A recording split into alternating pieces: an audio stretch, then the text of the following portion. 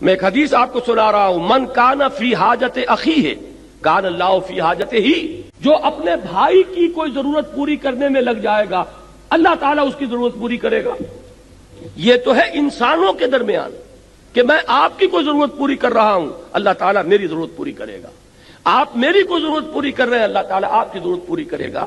حالانکہ ہم نے اللہ کے لیے نہیں کیا، اپنے بھائی کی ضرورت پوری کر رہے ہیں۔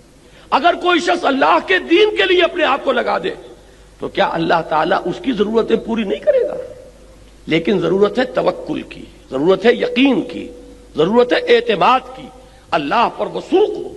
اچھا یہ بھی جان لیجئے یہ وثوق پیدا کب ہوتا ہے؟ اگر آپ اپنے دل میں جھانکیں گے اور یہ محسوس کریں گے کہ آپ کا تعلق اللہ کے ساتھ مخلصانہ ہے تو یقین کا ہوگا آپ کو کہ اللہ میرا ساتھ کبھی نہیں چھوڑے گا۔ لیکن اگر آپ جھانکیں اپنے دل میں اور دل آپ کو الٹا جواب دے کہ تم دھوکے باز ہو، تم فراڈ کر رہے ہو، تم نے سارا دینداری کا لبادہ جو ہے لوگوں کو دکھانے کے لیے پہنا ہوا ہے، تمہاری اصل حقیقت کچھ اور ہے، تو آپ کو کبھی یقین نہیں ہو سکتا کہ اللہ آپ کی امداد کرے گا۔ خلوص کو پیدا کرتا ہے۔ اگر اللہ کے ساتھ خلوص ہے تو اللہ کا بھی تمہارے ساتھ خلوص ہوگا۔ اگر تم دل گواہی دے کہ تم نے اللہ کے ساتھ اخلاص کا معاملہ کیا ہے تو دل کو یہ یقین ہوگا کہ اللہ تعالیٰ بھی تمہارا ساتھ کبھی نہیں چھوڑے گا۔